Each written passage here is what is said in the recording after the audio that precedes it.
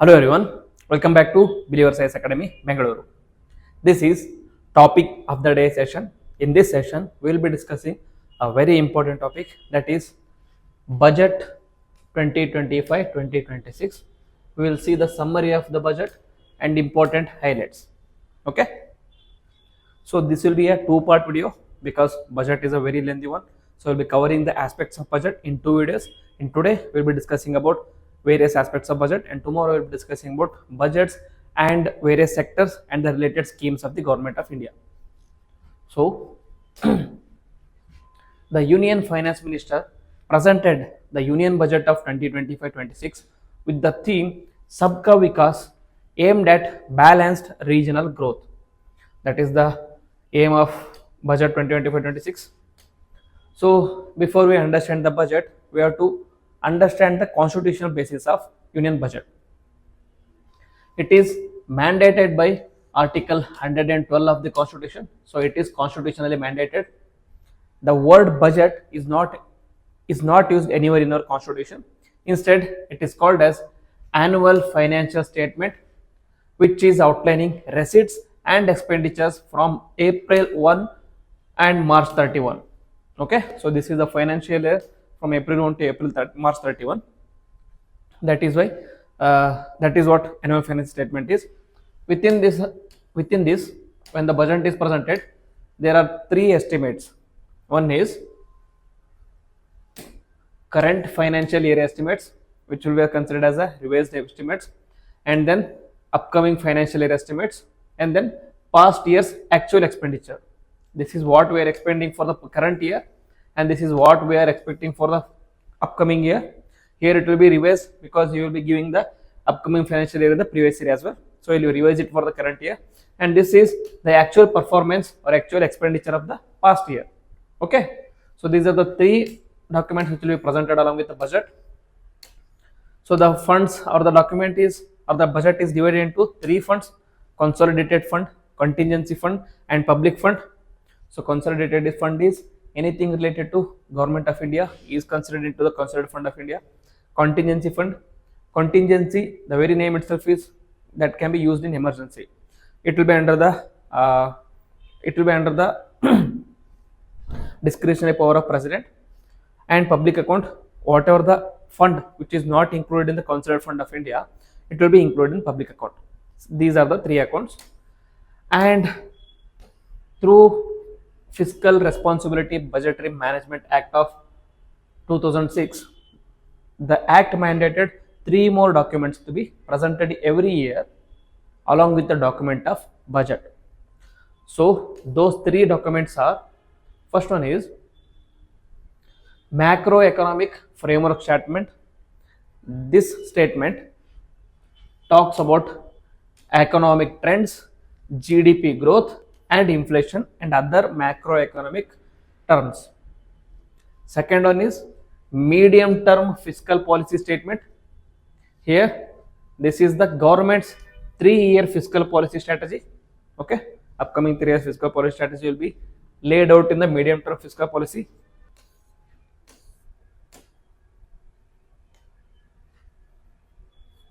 Okay, so these are the three documents which are laid out along with the budget document.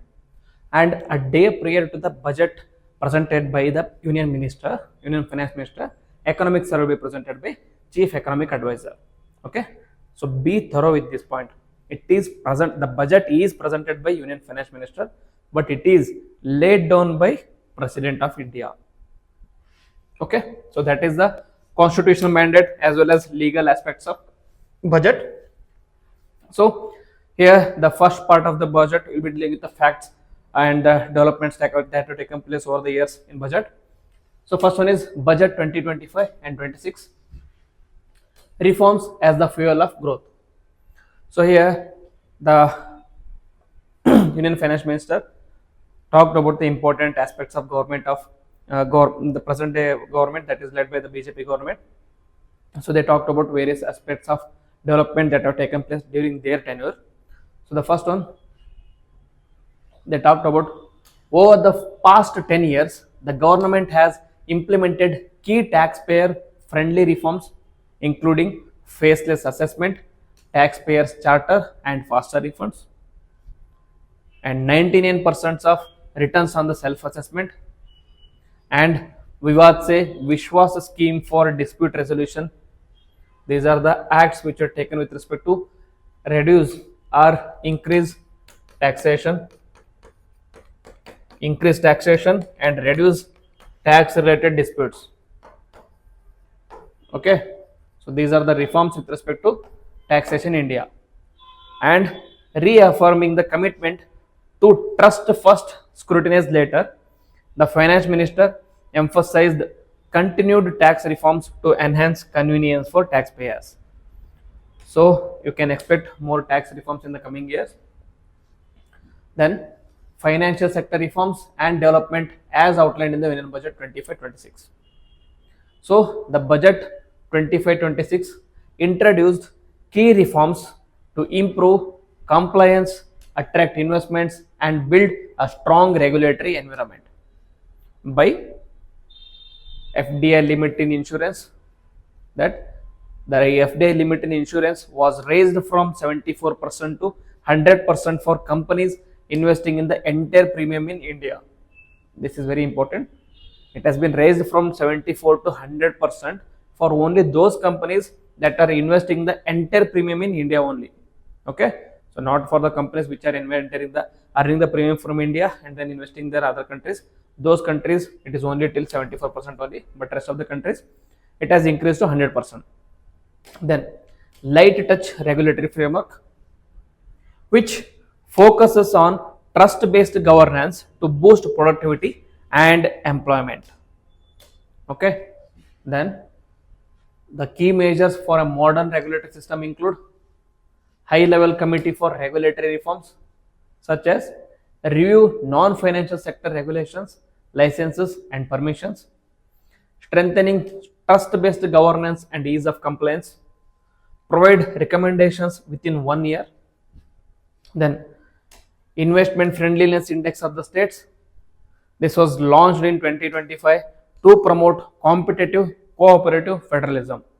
Okay, so that there can be competition among the states, which will eventually lead to a virtuous cycle and the development of overall nation as well. Then financial stability and development council mechanism, which talks about assess impact of financial regulations, enhances financial sector responsiveness and development. These are all the reforms which are focused on improving the financial sector and improving the prudence in the financial and fiscal policies. Then Jan Vishwas Bill 2.2, it decriminalizes 100 plus provisions in various laws to improve ease of doing businesses. Okay, then in the 25-26 budget there are certain issues or reforms related to fiscal consolidation. 25-26 reaffirms the government's commitment to fiscal discipline by ensuring that the fiscal deficit remains on a declining trajectory and central government debt stays sustainable. Okay, so they want to reduce the fiscal deficit and the fiscal deficit trajectory should be reduced so that there is more money present at the central government, and also they are thinking about containing the debt at a sustainable level. So fiscal deficit targets revised estimates from 24-25 is 4.8% and budget estimate at the present year is 4.4%. This is next year 25-26 is 4.4% of the GDP. So they want to reduce the fiscal deficit rate in the coming years. And then revised estimates of 2024-25.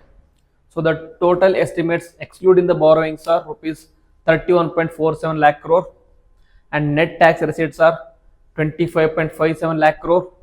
Total expenditure is about 47.16 lakh crore, of which only 10.18 lakh crore is capital expenditure. Okay, so we are still majorly dependent on revenue expenditure, majorly spending money on the revenue side only, which is not actually creating any form of asset.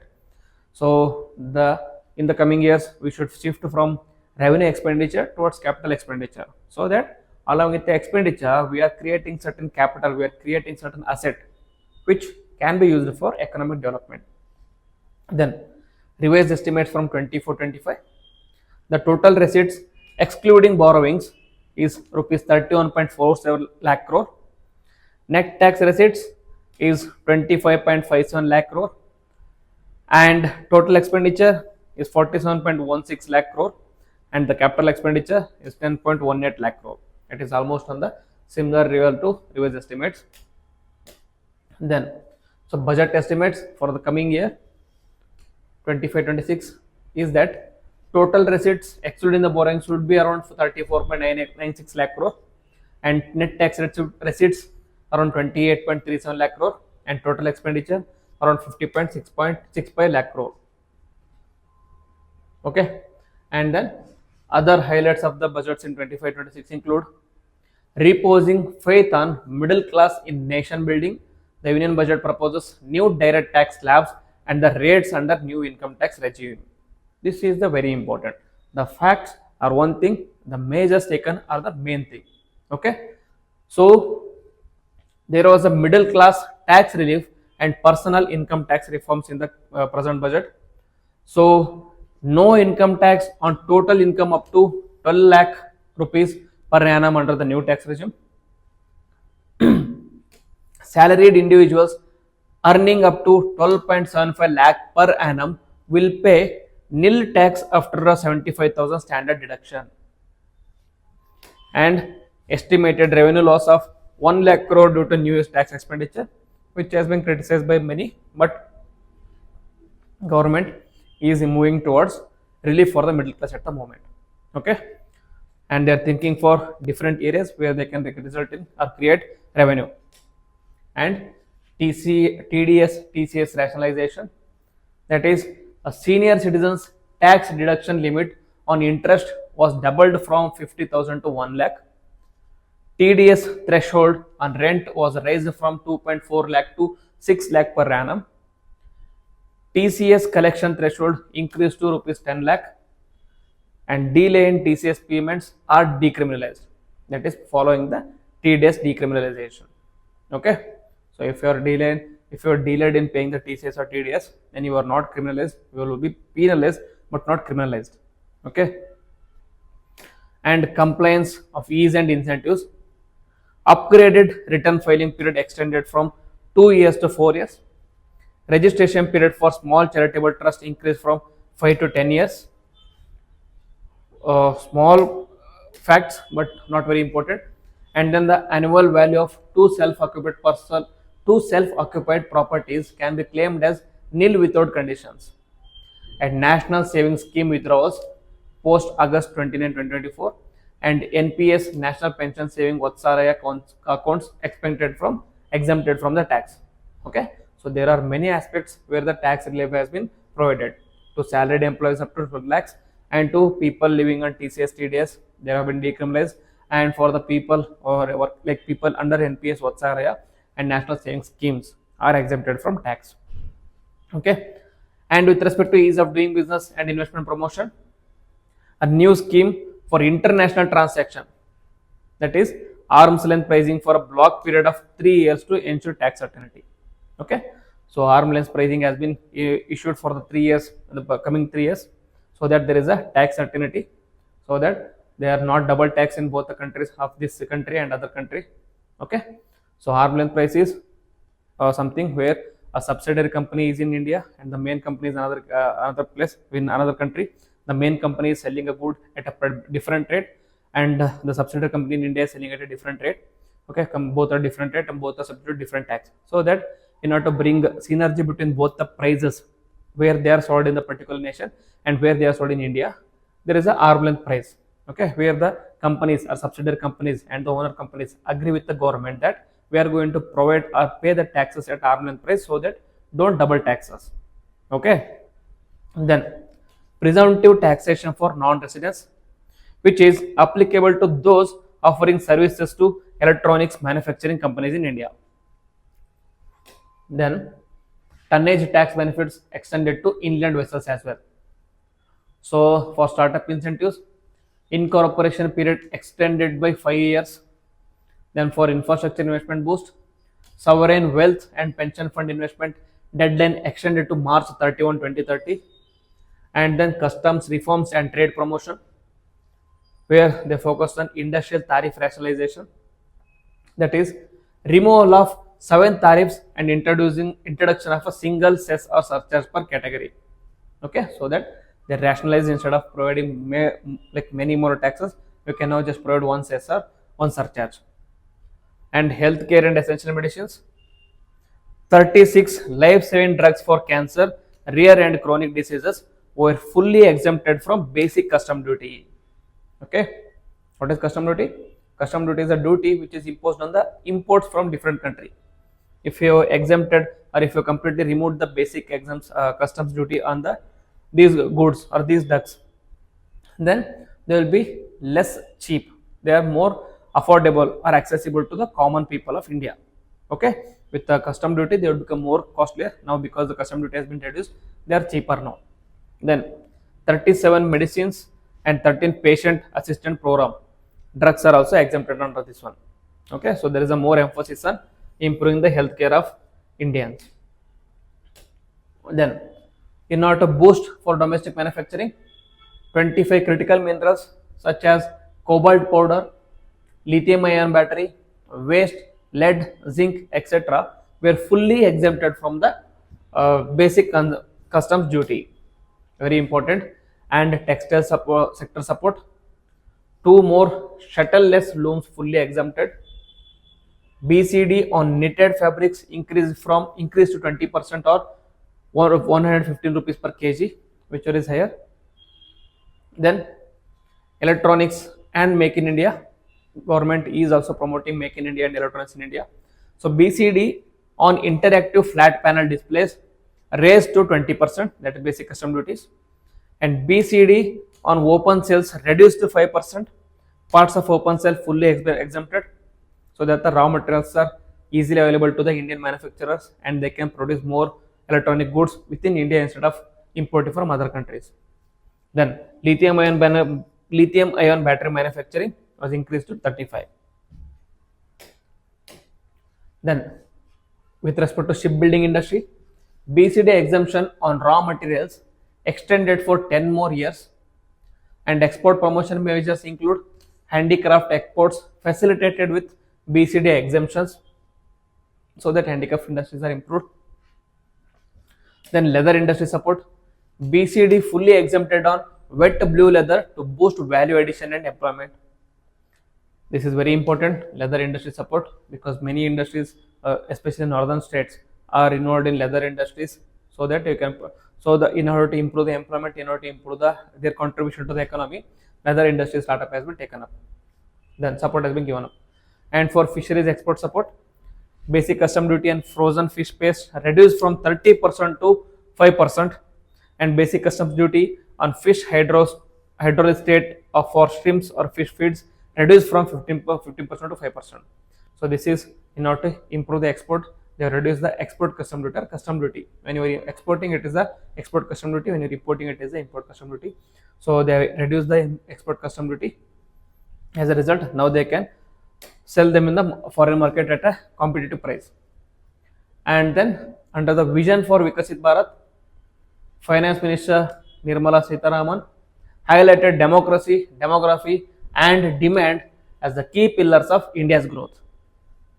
The new tax regime aims to boost consumption, savings and investments by putting more money into the hands of the middle class, strengthening India's economic trajectory.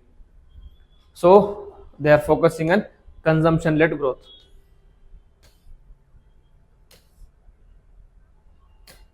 Okay. So the key features of Union Budget 25-26 are, under the principle of Vikasit Bharat, is Finance Minister outlined 6 key development goals. One is zero poverty, quality education for all, affordable, high in quality healthcare, a skilled workforce with meaningful employment, 70% women's participation in the economy, India as the food basket of the world. So these are the 6 goals which have been outlined by the Finance Minister. And the priority sectors are, the budget focuses mainly on the poor or the garib, youth, farmers and women. Okay, so it aims to boost growth, attract private investment, uplift households, and empower the middle class. And key reform areas were taxation, power and energy, urban development, mining, financial sector, and regulatory reforms. We already discussed key reforms with respect to financial sector and key reforms with respect to taxation as well, and few key reforms with respect to power and energy as well. So we'll deal with rest of the reforms. So first one is the growth engines of the budget. Under the budget, certain sectors are identified as the growth boosters or growth engines of the country. So budget identifies four key sectors as the engines of economic growth. So first engine is the agriculture. So with respect to agriculture, various initiatives are Prime Minister Dhan Dhanya Krishi Yojana, that is 100 districts targeted under this one. Aim is to boost productivity, crop diversification, irrigation, and credit access. Okay, so 100 districts are targeted under Prime Minister Dhan Dhanya Krishi Yojana at the moment. And other initiatives are Rural Prosperity and Resilience Program, which tackles underemployment in agriculture with the skills, technology, and investment. And then Mission for Atmanirbhar Bharat in Pulses, which is a 6-year plan. The NAFED and the NCCF to procure tur, urad, and masoor for 4 years under this mission, so that you can promote the growth or the production of pulses. And then there is a 5-year mission for cotton productivity, and there is a national mission on high yielding seeds, and also it has increased farmer loan limits, that is the Kisan credit card limit raised from rupees 3 lakh to 5 lakh now. So more people can avail more, they can have more debt, so I mean more loan they can invest in more goods as well. Okay, more production as well. And the second engine is MSMEs, that is micro, small, and medium enterprises. So the key announcements or initiatives are MSME contributes to 45% of India's exports, so they're very significant.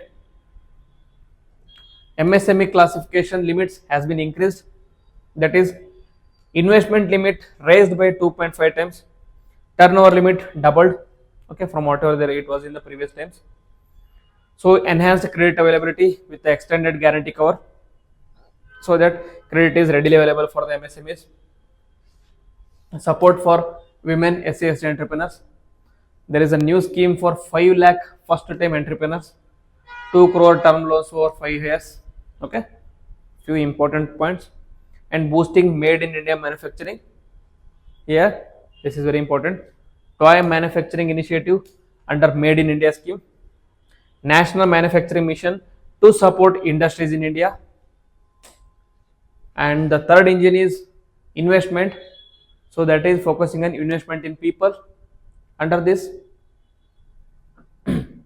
50,000 Atal Tinkering Labs in government schools, broadband for rural schools and primary health centers under BharatNet, Bharatiya Bhasha Pustak scheme, which is a digital books in Indian languages, and then 5 national centers of excellence for skilling, so that India's institutional skilling can be improved.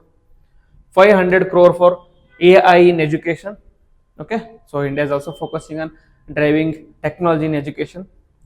Gig workers to get ID cards, healthcare under the PM Jan Arogya Yojana, very important. So gig workers are those who are working under the platforms such as Zomato, Swiggy, etc., on a day-to-day basis without any safety security nets. Okay. Then, in order to boost investment in infrastructure and economy, rupees 1.5 lakh crore for interest-free loans to the states for infrastructure projects. Then PPP, a project pipeline for 3 years, which was already present. And then second asset monetization plan from 25 to 30. Aim is to have a 10 lakh crore reinvestment in this asset monetization. And Jal Jeevan Mission was extended till 2028. And then Urban Challenge Fund of rupees 1 lakh crore for smart cities, sanitation and redevelopment was again introduced. And with respect to investment in innovation, 20,000 crore research and development initiative for private sector led innovation. Okay, and national geospatial mission for urban planning, and then Jnana Bharatam mission for manuscript observation conservation. Okay, very important. Jnana Bharatam mission for manuscript conservation. They may not directly ask you the question about Jnana Bharat mission, but they can ask you a question about manuscripts. Okay, so manuscript becomes very important from your previous perspective. Then National Digital Repository for Indian Knowledge Systems, which was previously there, now they have increased it. And the fourth and final engine is exports, and the key initiatives are export promotion mission for MSMEs to enter global markets, and Bharat Trade Net, which is a digital infrastructure for trade documentation and financing, and boosting domestic manufacturing and industry 4.0, which aims at strengthening domestic electronic equipment industry, supporting industry 4.0 integration in Indian businesses, and upgrading air cargo and warehousing for the highway exports. So this is the highlights of Union Budget. I thought it would take 2 videos, but with the speed of the way I speak, I think it was one session was enough. So in conclusion, budget focuses on inclusivity and economic growth. Major investments are in agriculture, MSME, innovation and exports. Very important. Aims to strengthen the India's global competitiveness. We'll make a dedicated video on this national seed mission, a national high yielding seed mission, national Pradhan Mantri Dhan Dhanya Yojana, and separate videos on the exports of MSMEs as well. Okay, but this is just a highlight. If I am giving more value based video in the same video, it will be very hectic for you also. Okay, so I have made that very less main points are told in this class. So there will be dedicated videos on these different schemes as well in the coming classes. And implementation and execution will be determine its success in achieving the Viksit Bharat goals. Okay, so very important topic. It is very important from the static part as well, that is its constitutional and legal basis, as well as the current affairs as well. Okay, so hope you like the video and enjoy the video. If you enjoy the video, then please like the video and comment on the video, as well as share with your friends. And if you are new to the channel, please subscribe to the channel and click on the bell icon so that you don't miss any notification. With this, I will end the video. Jai Hind.